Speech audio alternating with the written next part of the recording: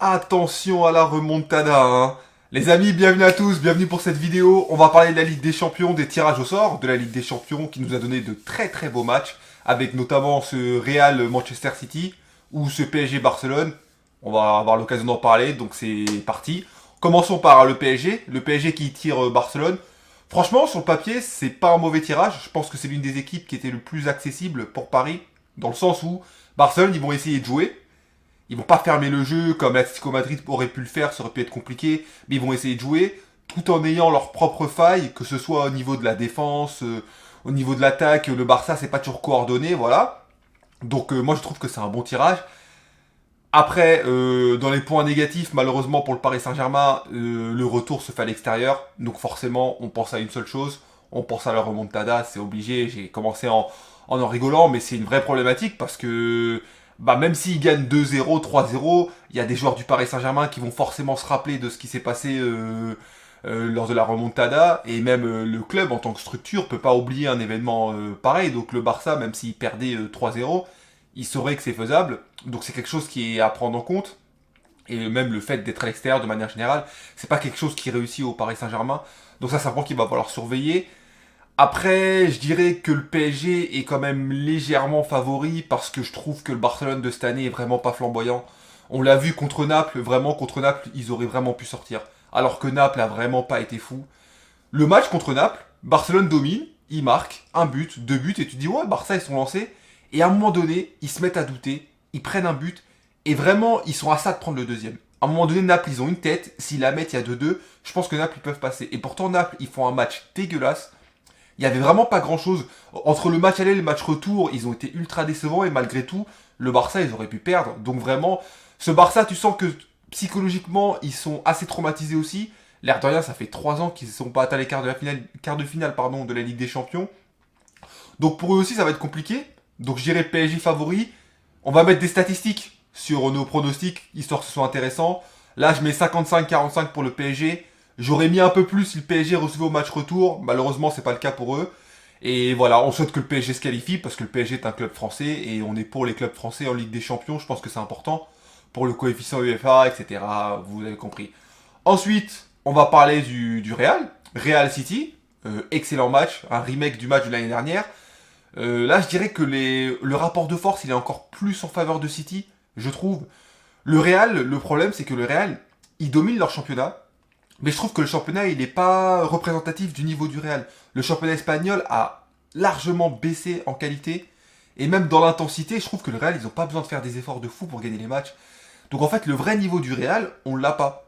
Et dans les matchs contre Leipzig, on les a vus et ils ont galéré. Et en fait, le fait qu'ils aient galéré contre Leipzig, je trouve que c'est une indication du vrai niveau du Real. Le fait qu'ils aient pas de neuf, peut-être que ça suffit en championnat. Et Bellingham est magnifique, etc. Il n'y a pas de souci. Mais là, on est en Ligue des Champions, va falloir quelque chose en plus. Et j'ai le sentiment que le Real, il leur manque quelque chose. Il leur manque quelque chose pour pouvoir être performant. En plus, ils ont 1 milliard de blessés. Le pronostic du match va être à l'instant T. Et pour le Real, c'est vraiment important parce que si dans 3 semaines, ils récupèrent une partie des joueurs, le pronostic risque d'être différent. Mais là, à l'instant T, pour moi, il y a un gros écart avec City. City, même si City, c'est pas parfait, voilà, je trouve cette année, il y a des années où ça a été mieux, c'est pas parfait. Mais je trouve quand même qu'ils sont dans une forme où tu sens que les joueurs, ils montent vers le haut. Haaland, il est toujours dans sa forme bien, il y a De Bruyne, il y a tous les joueurs et tous les compartiments du jeu sont bien respectés. Il y a une identité collective qui fait que j'ai du mal à voir City sortir contre le Real, surtout qu'ils reçoivent au retour. À la limite, si s'ils recevaient pas en retour, j'aurais pu me poser des questions parce que le Real a une expérience unique. Le Real, voilà, c'est une machine, 14 Ligues des Champions, faut respecter ce club, c'est vraiment le plus grand club du monde, qu'on aime ou pas le Real, ça c'est factuel. Mais là, sur ce match-là, sur cette double confrontation, je pense vraiment que City est à l'ascendant, et moi je vois vraiment City s'imposer. Là, on est vraiment, moi, mon pronostic, c'est un 65-35. Après, faudra voir si le Real récupère ses joueurs, mais bon, je sais pas, j'ai du mal à imaginer City se faire sortir par le Real Madrid. En tout cas, ce sera deux beaux matchs à voir et ça fait plaisir d'avoir des belles affiches parce que je trouve que les affiches des huitièmes, certaines elles étaient un peu décevantes. Voilà, moi je me suis pas régalé devant tous les matchs. Il y a des matchs qui étaient intéressants, il y en a d'autres qui étaient pas fous. Voilà, donc là, les matchs, ils sont presque tous intéressants, on va dire. Ensuite, on parle du troisième match, Arsenal-Bayern, super match en perspective. Arsenal qui est premier de PL, qui va affronter le Bayern qui en championnat est largué. Alors dans les points positifs, je dirais pour Arsenal que au niveau du jeu, ils ont une identité collective, ils savent où ils veulent aller. Il y a vraiment de très beaux joueurs de football, Odegaard, Trossard, Saka, etc. Ça c'est vraiment les points positifs. Après, dans les points négatifs, Arsenal va au Bayern au retour. Donc même s'il gagne à l'aller, on ne sait pas ce qui va se passer au retour. Le Bayern a éliminé la Lazio comme ça. Ils ont pas fait un super match aller. Ils ont perdu contre la Lazio, mais au retour, ils ont plié la Lazio 3-0 quoi. Et le deuxième point, je dirais que Arsenal est préoccupé par la première ligue. Je pense que c'est vraiment le point le plus important lorsqu'on pense à Arsenal, c'est que Arsenal ils sont premiers de PL. Donc ça veut dire qu'ils ont un championnat qu'ils vont devoir gérer.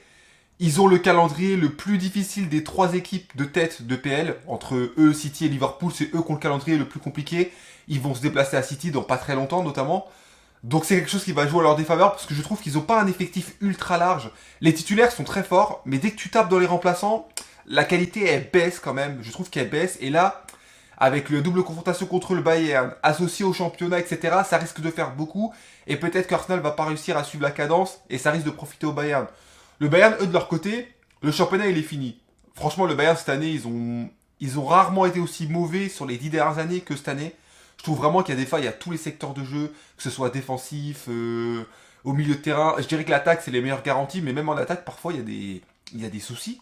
Ils n'arrivent pas toujours à se mettre en accord, et même si Harry Kane est dans une forme olympique, voilà, c'est le meilleur joueur de l'équipe, etc., c'est pas toujours facile de briller dans la configuration actuelle du Bayern, et le fait que le Bayern n'ait plus le championnat à jouer, entre guillemets, ils ont plus que la Ligue des Champions à jouer, quoi. C'est tout ou rien. Donc là, ils vont tout donner pour cette compétition. Et je pense que ça leur donne un avantage par rapport à Arsenal. Donc moi, j'ai pronostiqué 60-40 pour le Bayern. Arsenal peut le faire. Mais Arsenal va devoir se déplacer. Arsenal a des prérogatives qui sont importantes, pas comme le Bayern. Et tout ça, ça donne un avantage au Bayern, même si foncièrement, dans le jeu, je trouve pas que le Bayern soit meilleur qu'Arsenal cette année. Mais voilà, malheureusement, faut dire ce qui est, ça va jouer dans leur sens le fait d'avoir perdu le championnat contre les Leverkusen, selon toute vraisemblance. Et enfin, on a notre dernier match, l'Atlético Madrid contre Dortmund. Bon, on va pas se mentir, c'est vraiment le match que j'ai le moins envie de voir des quatre. Voilà, je sais pas quel match sera associé avec ce match-là, que ce soit mardi ou mercredi, mais on sait déjà que c'est le match qu'on regardera, quoi. Atlético Madrid-Dortmund, j'ai pas super envie de voir le match, et pourtant j'apprécie beaucoup Dortmund. Mais tu sens le match fermé entre une équipe de l'Atlético qui a du mal à produire du jeu lorsqu'elle est face à une équipe qui ferme le jeu. Et Dortmund qui, voilà, a son jeu, ils ont fait leur parcours, ils sont en quart de finale, ils le méritent, franchement, c'est une belle place pour eux. Mais maintenant, eux, leur objectif, c'est pas de ouvrir le jeu et de se faire ouvrir, quoi. Eux, ils vont essayer de faire ce qu'ils peuvent face à l'Atlético Madrid. Et je sais pas, je trouve pas que le match est incroyable en soi. Dites-moi ce que vous en pensez de votre côté, hein. Mais l'Atlético Madrid est favori parce que ils ont plus d'expérience que Dortmund, parce que ces derniers temps ils jouent mieux, malgré tout, faut quand même le dire, et ils reçoivent au retour. Non, pardon, là je dis une bêtise, c'est Dortmund qui reçoit au retour, donc en vrai l'avantage n'est pas si significatif, mais ils ont une expérience qui est plus grande à mes yeux. Je les vois plus s'imposer, et c'est pour ça que j'ai mis un 60-40. Donc voilà, ça fait les pronostics des 4 matchs. En tout cas, les 4 matchs sont très hypants. On aura l'occasion de revenir sur certains matchs lorsque les matchs auront lieu, si l'effectif ou la forme des équipes sont amenés à changer d'ici là. Parce que l'air de rien, la Ligue des Champions, c'est dans 3 semaines. Il peut se passer énormément de choses en 3 semaines. Mais voilà, il y a beaucoup de vidéos qui vont arriver. Des vidéos sur Lewandowski, on va parler de la forme de Lewandowski, on va parler de Marseille, on va parler de Lyon, de Rossellou. Vraiment, il y a beaucoup de choses qui arrivent. Donc n'hésitez pas à suivre la chaîne. Je vous dis à la prochaine. Prenez soin de vous. Peace!